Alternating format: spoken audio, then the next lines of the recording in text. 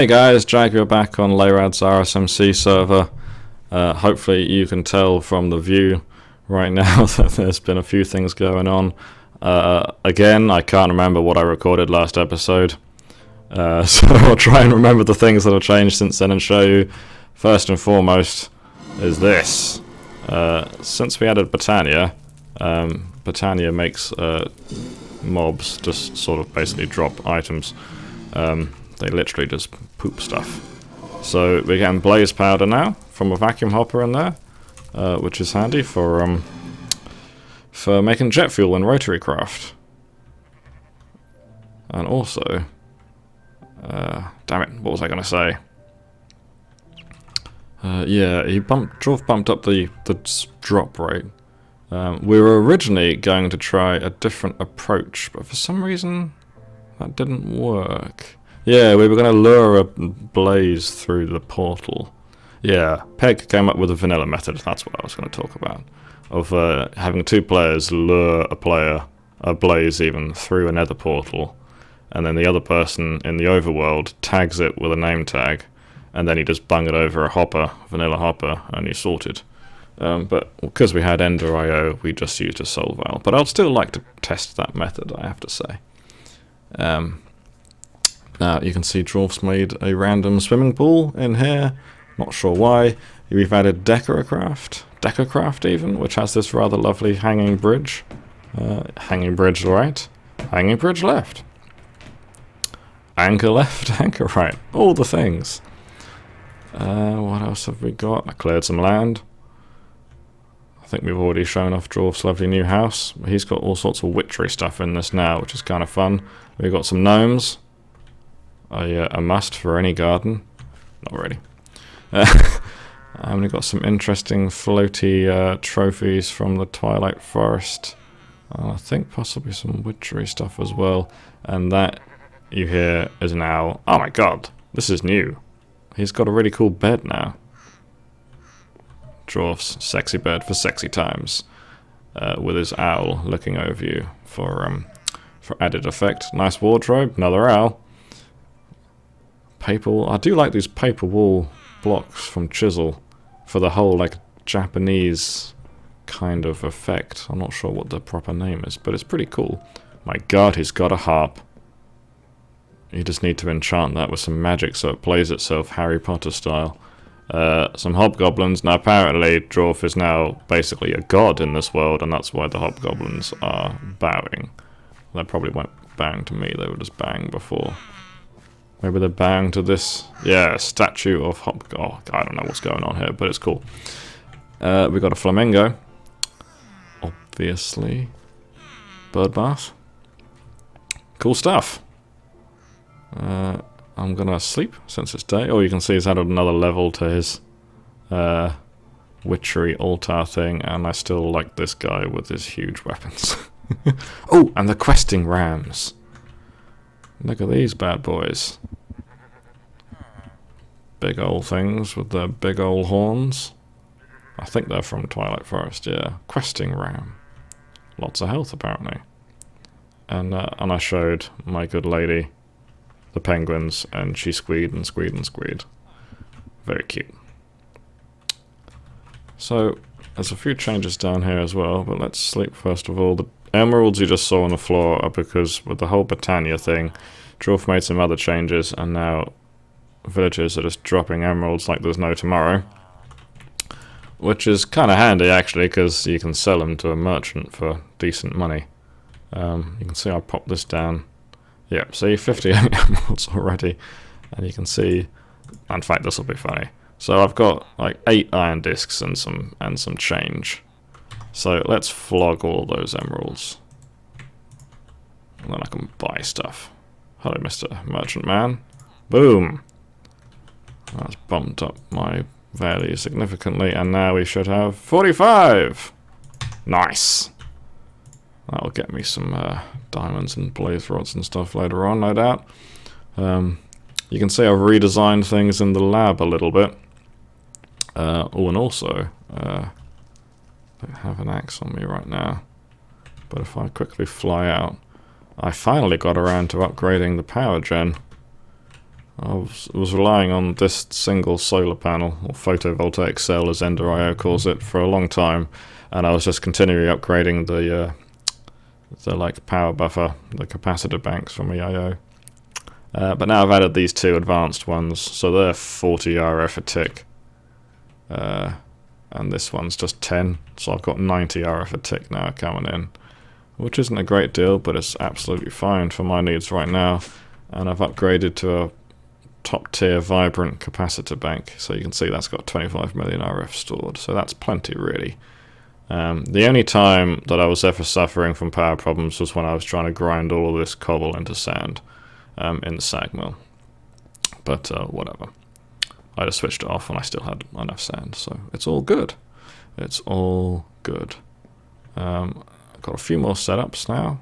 I've got CVTs finally, which is excellent for, as you can see, you get all the belts, you get up to 32 ratio, and you can easily switch between different thingies. So you can see here, I'll stick it back into 4:1 torque, which will do stages 1 and 4.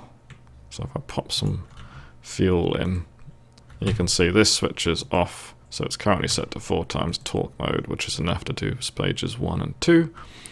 Yeah, I could probably take out the gold dust and process the iodine ore, but it doesn't really matter at the moment. It's just the coal I want. I've already processed the iron and the gold. Got some copper, and I've got to get these diamond, get some diamonds from that. Good stuff. From the vanilla ores in Twilight Forest, this is all has been very, very useful to kind of bypass the RSMC stuff, which is all good. But yeah, I like using my extractor to get 5 times ore, and it wasn't really happening in RSMC. I'm not going to dwell on that because I still don't fully understand the differences. I've kind of automated this properly now, slightly. I just haven't piped in sawdust from my woodcutter yet, although I could easily pop in some saplings. Don't know how many saplings I got. No, the sawdust, I think I've just determined earlier on, was the better option. And the sugarcane dwarf popped in an ender chest. I think you can just see it there. So the sugarcane farm that I originally set up, he moved it and automated it under that time tree from Twilight Forest, and that's set to grind away. So you can see I've got lots of sugar, lots of yeast, not much sawdust. It's all over there somewhere. Sludge, and I've also set up a second alloy smelter here, which I haven't upgraded because I actually just want it to go slowly and not consume that much power, because I popped in, you'll see, where is it? Yeah, I've got some octadic capacitors here. So at the moment, nothing's going on. In fact, that's odd. It's not draw. Oh, it must be exactly equal. But if I pop this in, you can see, obviously, it starts going a hell of a lot faster. But this will be draining something rotten now. Yeah, see? I don't know. I might leave it like that and just let it process all the sludge. That's probably not a bad idea. We'll see what happens, because that'll get through all of that quite quickly, I think. And if I have power problems, then I'll fix it later on. Sort of tidied up a bit in the lab. I'm quite pleased with this little setup as well. Oh, hang on, what's going on here? Yeah, I need some storage for my... let's get some more dirt to put in there. I need some storage space for my lubricant. I'm waiting on another bedrockium drum. Oh man, I'm running low on dirt. I'm going to have to get some more. I'm trying to get clay from dirt in the centrifuge, so and sand as well, but I want a clay to build with. So I built an ender tank and put the grinder and the centrifuge together and sort of designed it with some passive steam power. I've got these 2 gearboxes, so that's dropping it all the way down. This just needs as much speed as possible, the centrifuge. So I've dropped the torque as low as it can go, 1 nanometer of torque. Nanometer? Newton meter of torque. And then this is getting at the minimum 128 Newton meters of torque that it needs from the 4 steam engines, which are 32 nanometers. Damn it! Newton meters! So 4 merged together is the exact amount you need. So this isn't that fast, 18 seconds operation time, but the centrifuge is down to a nice 12 seconds, not too bad, considering it's on steam power, which is free. And you can see I've got loads of canola now, because this thing is quite productive, and Dwarf put some gizmo over it, time tree ticky thingy, which I believe speeds up the growth. I was going to get some agricarnations from Britannia to speed it up, but whatever. Now, the lubricant, obviously, is mainly used for gearboxes, but it's also used to lubricate hydrokinetic engines, which, if you noticed the water thingy here, you may have guessed. So if we drop down... Ah, nearly. Boom.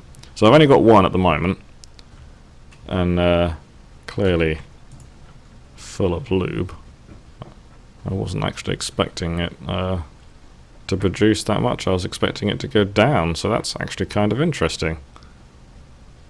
So the steam power is enough to power one. Yeah, that's kind of interesting. So I should have a reasonable amount of power stored in there. 36 gigajoules. I mean, obviously not huge compared to the 240 terajoules that the thing can store, but it's enough for processing some more nice and quickly, and no doubt some other things. If any RSMC dev is watching this, I have a feature request which I'm going to mention now, because the auto step thing, I normally have it enabled so I can do this, because that's always fun. And I believe it'll let me go up more than 2. I think it was doing 3 before. Anyway, when you rejoin, when you log out, it disables it. And it'd be really nice if that setting, whether it's disabled or enabled, and indeed the secondary one as well. I think that's just the primary ability. I'm not sure. All I know is that Dwarf said that this was an ability, so I went into controls, and it's here somewhere. Where is it? RSMC. Yeah, primary and secondary ability. So this is the secondary ability which I've bound, but it doesn't remember it. So if it could be stored in like the config somewhere in a file, just as a text file or whatever, that would be ideal. That'd be really, really good.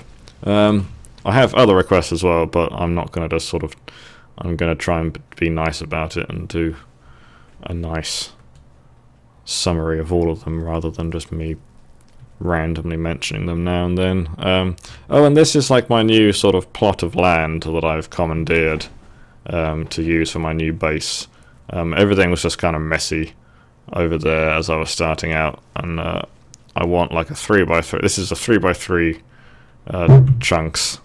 I've got a world anchor in the middle to keep them all loaded if I want to. So I want everything within that area. So I'll have a building above it and some rooms below it underground. But I just haven't figured out the design yet. But oh, and I upgraded my woodcutter with efficiency 5, which you can do in Radiocraft. It's kind of thing. I enchanted some books and banged them together on an anvil, and now that's ludicrously fast. It's much more impressive when it's on a bigger tree.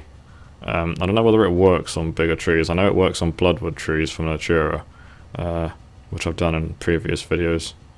But I think I'd have to use like a block placer to do the saplings then, because I don't think this does more than 2 saplings. What I might do actually is get some spruce saplings and just see... Well, that grew quickly. But yeah, you can see like the coke ovens are going faster than the woodcutter at the moment. So it's I'm harvesting wood manually now and then. It's not ideal, but I just haven't been asked to build some more woodcutters yet. Might try farming station from Ender.io, and there's probably other methods as well. But what I have been doing instead is just planting lots of trees and using my lumber axe to get wood. Oh, and got a greater ring of magnetization now from Britannia, which has a ludicrous range, like a really, really ludicrous range. Check it out. If I just get a flower, we'll pop it down over here. Now 1, 2, 3, 4, 5, 6, 7, 8, 9, 10, 11, 12. If we stand about here and put it back on, see? And I think it works even like farther away than that. I haven't actually tested. Let's test it now. Drop it down. So what? 1, 2, 3, 4, 5, 6, 7, 10, 11, 12, 13, 14, 15, 16. Yes. Exciting video, I know. I'm just talking. Nope. Ah, so that's like about 14, 15 blocks away. That's crazy. I can't be bothered to do it more accurately than that right now. Yeah. Don't think there's much else to show. I'm sure Dwarf has been up to all sorts of crazy things, but I don't know what yet. But it's all good. It's all good. Oh, yes. I still got my giant smeltery, which I think an Enderman died in recently because I got a few pearls out of it. I had to make a pan cast because I tried putting an ender pearl on it and casting that. Well, it didn't work. It turns out you need a pan cast or something else. I can't remember what. Oh, a gem. If you put an emerald and make a cast with that, it's a gem cast, and that works on ender pearls as well. I'm trying not to use the lava up at the moment because I don't really need loads of obby now, but it's a bit of a chore setting it to the merchants. Oh, I might actually switch it back on, but I didn't want to wait. I was wasting the lava, you see, because the water wouldn't balance out and blah blah blah. You don't care. So this is the cobble compression room. So I've got this transfer node which creates cobble. And it's just got some world interaction upgrades in. Watch a video on YouTube whereby you should have, I think, 5 stacks of these and then 1 stack of speed transfer, and that's like the optimal, that's the best speed you get. Or you might think it would be better to have like 1 of these and 5 stacks of speed upgrades, but that's not apparently the case. And then Dwarf added this adjustable chest from Better Chests mod. The mod's called Better Chests. The chests themselves are called adjustable chests. So you create one of these adjustable chests, you get a cobble gen upgrade, one of these thingies. Right click on the chest, turns it into a cobble gen chest, and then you just put a bucket of water and lava in it, and you can see it makes cobble. And then there's conduits down below. Everything goes into this chest at the top. You can see the cobbles going up. And then this auto crafting unit takes stuff from the chest on top. You can see here we've got a pattern all the way up to octuple, and unfortunately we don't have any octuple yet. We've got 3 septuple. This seems to be quite slow. I got 1 bedrockium drum out of it. It seems to be a lot slower getting the second one. Maybe that's just me. Maybe I buggered up the chunk boundary or something. Nope, don't think so. I still got. I'll pop another one in there. I'll pop 2 in there actually. This is really handy. I have to say the ender pearl income from these mariculture pearls is really handy. So that'll cover me for a while. Yeah, so the bedrockium drums are just really handy. Like I've used the one up here for creosote oil, and you might have noticed it. So I redesigned that a little bit. I've actually got to add some more coke ovens here, but there's no point in me doing that until until I get more wood production up. So yeah, you can see I've got almost 4,000 buckets of creosote oil, which I don't know what I'll do with. Maybe I'll make a lake or something, or I'll burn it in a boiler, but that sounds boring. Ooh, looks like my mana is full. I need to rebind those. I better move them. Where's my axe? Where's my axe? Oh, I can't be bothered to get it. Let's just break these by hand and move them, because I think they will obstruct each other. I haven't really done much impressive with my mana gen yet. I'm just oh, balls. What should I do? Oh, screw it. Let's just get some more mana pearls and fill those up. I know. It's hardly brilliant automation, but whatever. We'll just whack it here.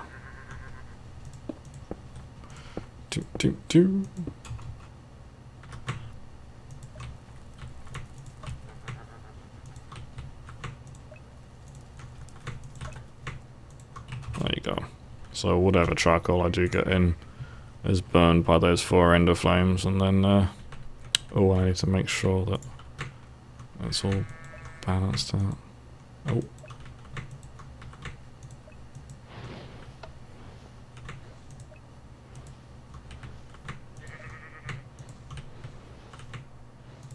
Otherwise you end up with them all being bound to the same one, and then that gets overloaded. So to the best of this way, like when you check on them, they're not all like overflowing, so to speak. So yeah, that's what I've been up to in this world. Mob grinder's working really well. Although something seems to be bugged out. Well, A, this happens. Stuff like flies towards me but doesn't actually go into my inventory. Something to do with the ring. It happens somewhere else, but I can't remember where. Oh no, it's just this thing. I was thinking of the emeralds from the villagers. So it's quite annoying. And this keeps getting full up because of armor and stuff. So I've got these chests, like I've got a chest full of swords and scimitars and a bunch of helmets. I might actually take some of those out now. Absolutely still loads of record discs. It's ridiculous.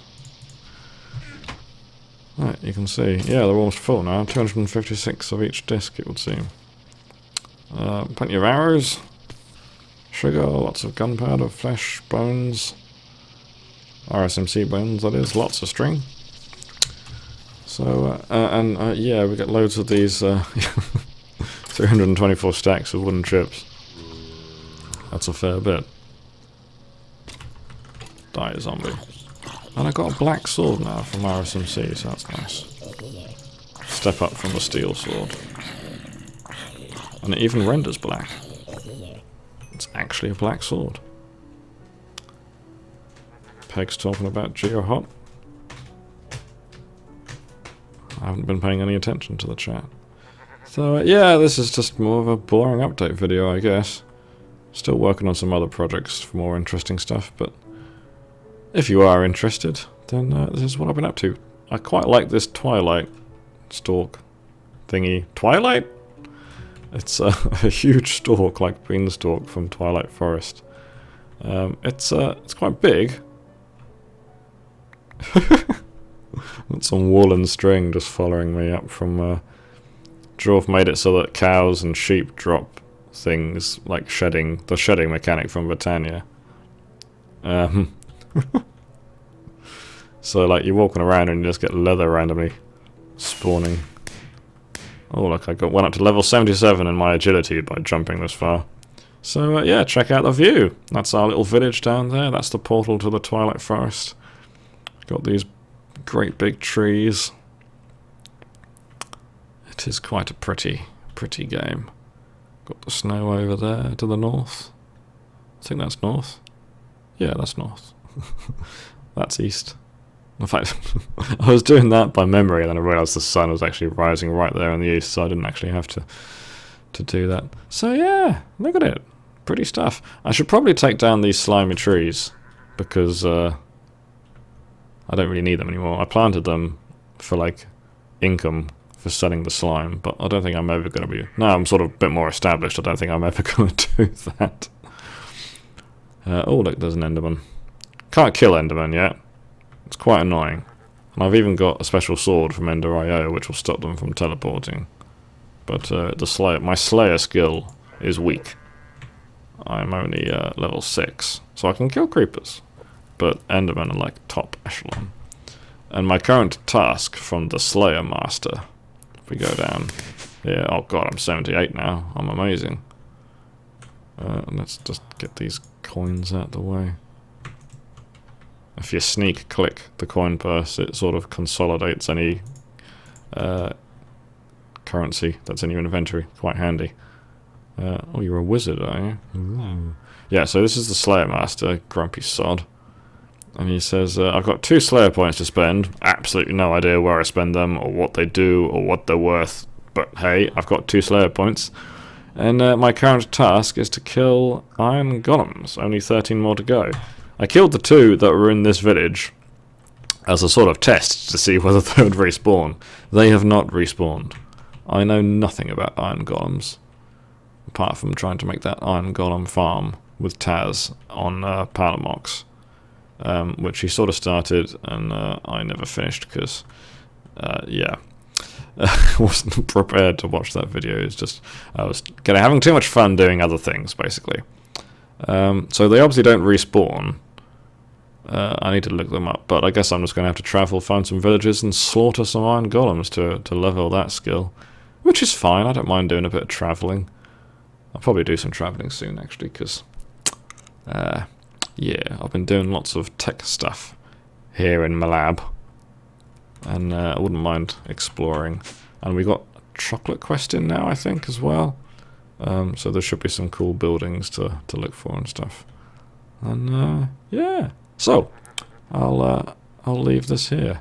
Leave a comment if you want, and tell me what you think of my crazy buildings, and tell me what I'm doing stupidly, or what I could do better or more efficiently.